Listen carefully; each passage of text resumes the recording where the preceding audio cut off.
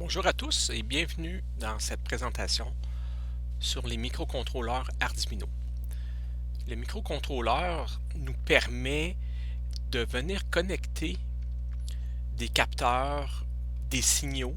On va parler à ce moment-là d'entrée au contrôleur. Ça nous permet aussi d'actionner des composantes comme des DEL, on pourrait actionner des moteurs. On parle à ce moment-là de sortie parce que le signal est généré par l'Arduino et sort du Arduino pour aller vers ces composantes-là. Le Arduino peut être alimenté de deux façons.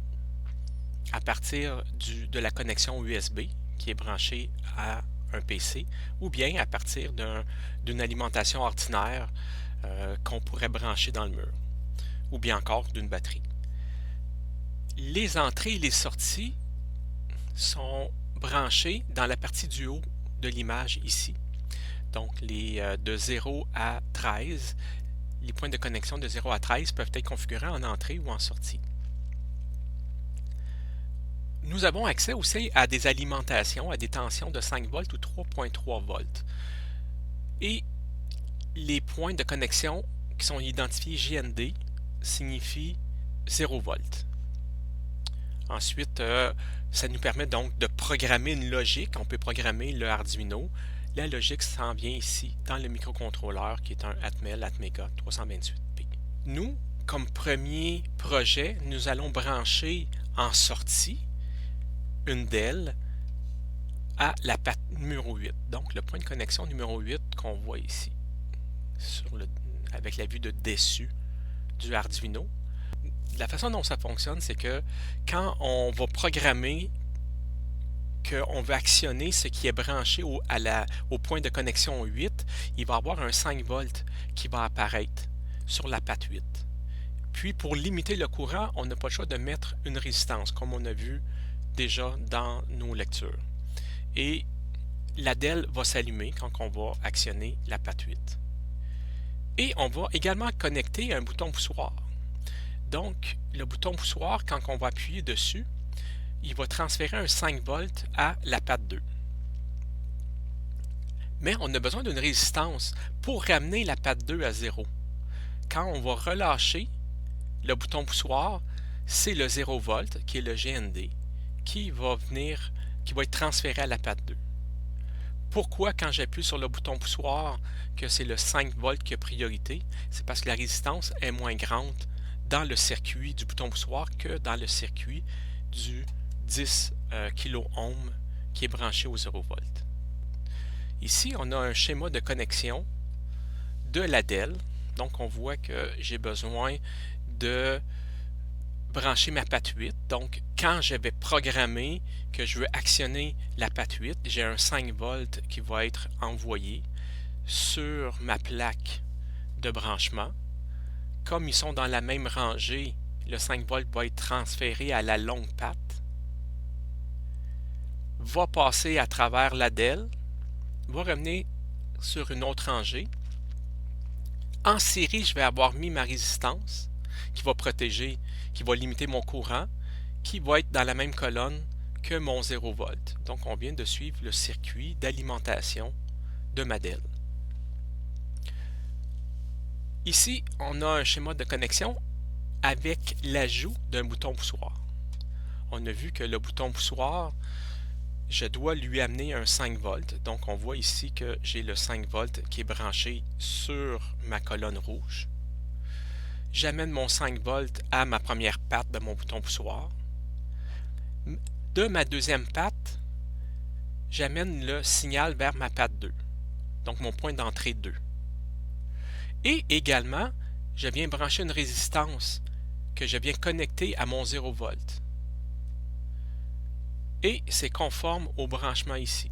J'ai mon 5 volts qui arrive à une patte de mon bouton poussoir.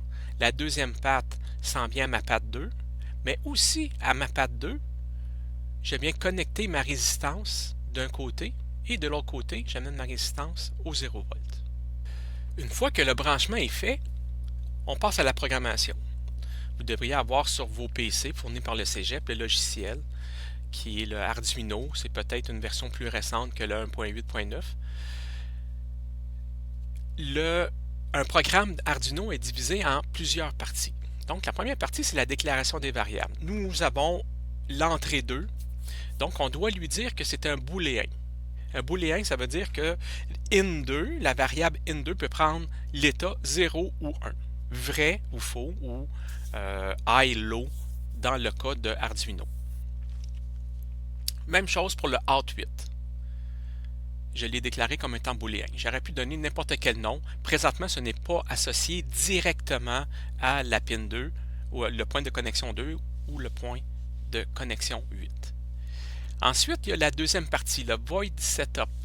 Donc, vous voyez qu'il y a des parenthèses, on ouvre une accolade et on ferme l'accolade. Tout ce qui est entre les accolades, ça va être lu une seule fois. Quand on met l'alimentation sur le microprocesseur vient lire cette section-là. Puis c'est ici qu'on va dire ma patte 2, ça va être une entrée. Je m'attends à recevoir un signal. Et ma patte 8, c'est une sortie. Je vais m'en servir pour renvoyer un signal à la DEL. Puis on ajoute la ligne Serial Begin et avec le chiffre 9600 entre parenthèses. Ça va nous servir à communiquer avec un écran de dépannage qu'on va avoir accès à partir du logiciel. La troisième partie, ça commence par void loop, entre parenthèses, donc on met deux parenthèses, on rouvre l'accolade. Ici, entre les accolades, je vais avoir toute la logique qui est lue à l'infini par le microprocesseur. En passant, très important, tout ce qui commence par une double barre inclinée, c'est du commentaire. Okay? Donc, ça n'a pas d'impact sur la logique. Donc, je commence ma boucle à l'infini avec void loop. Et ici, j'ai un commentaire. Je viens lire mes entrées. Donc, je transfère l'état de ce qui est connecté à ma patte 2. Donc, je fais un digital read, une lecture digitale de ma patte 2 et je la transfère dans ma variable in2.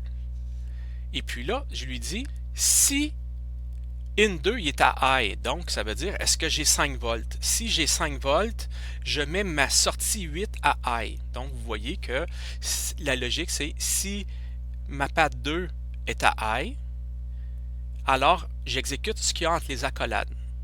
Ici, il y a seulement une fonction, je mets la sortie 8 à high. La deuxième phrase conditionnelle, si mon in2 est à low, donc si je n'ai pas appuyé sur le bouton poussoir, ça veut dire que ma patte 2 va être à 0. Je vais mettre ma DEL à 0 également.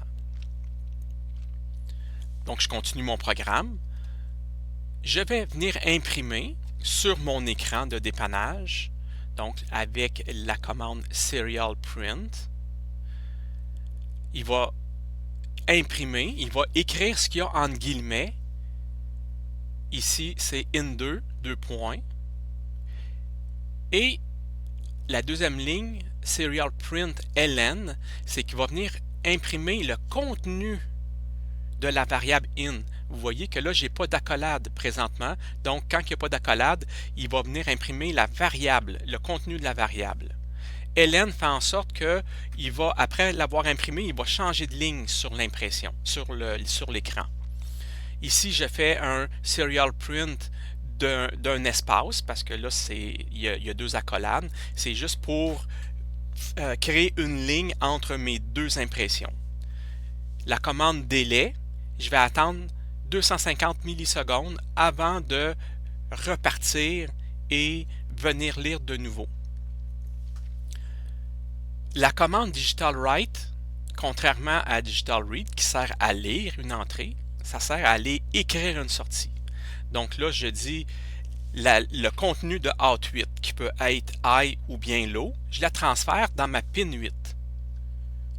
Et c'est la fin du programme. L'écran de dépannage, pour y avoir accès, il faut appuyer sur la loupe. Donc, une fois qu'on écrit le programme, le crochet qui est en haut à gauche sert à valider qu'il n'y a pas de faute dans le programme. Ensuite, la flèche sert à transférer le programme dans le Arduino.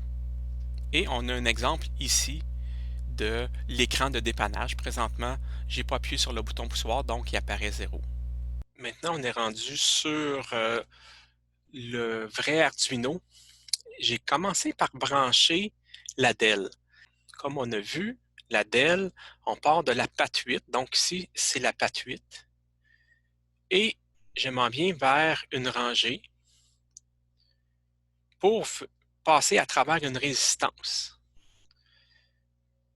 L'autre côté de ma résistance va arriver sur une autre rangée pour venir connecter la longue patte de ma DEL et la courte patte, je viens la connecter sur ma colonne négative qui, elle, est reliée au négatif, donc au GND de mon Arduino. Maintenant, je vais aller sur le logiciel de programmation. J'ai fait un petit programme. Donc, si vous vous souvenez, Voice Setup, c'est des commandes qui vont être exécutées une seule fois au moment de la mise sous tension du Arduino.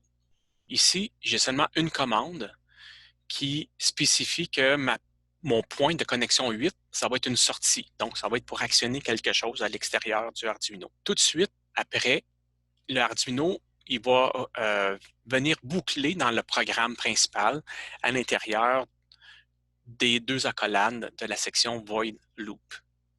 Donc, vous voyez qu'il va faire une commande Digital Write. Donc, il va venir écrire dans le point 8 pour mettre le point à high. Donc, il va mettre 5 volts sur le point 8. Ensuite, il va attendre une seconde. Donc, delay 1000, c'est une commande d'attente. Ensuite, on vient mettre 0. Donc, on vient mettre la sortie à l'eau. Puis, il y a de nouveau une attente de 1 seconde. Je vais venir brancher mon Arduino maintenant sur mon ordinateur pour l'alimenter. Puis, si vous allez dans Outils et que vous venez dans la ligne Port, votre Arduino devrait être reconnu par le logiciel. Donc, il faut le sélectionner. On doit spécifier avec quel Arduino je veux communiquer. Donc, moi, j'ai choisi celui qui est connecté au COM numéro 7 de mon ordinateur. Ensuite, il y a le crochet. Le crochet, ça vérifie le programme, ça vérifie la syntaxe. Et s'il y a des erreurs, ils vont apparaître en bas dans la section juste en dessous de compilation du croquis. Vous voyez que là, il n'y a pas d'erreur. Sinon, il y aurait des couleurs oranges qui apparaîtraient. Et la flèche, ça me sert à téléverser, à transférer le programme dans le Arduino. Donc là, si je le transfère, vous voyez que la lumière, elle clignote présentement.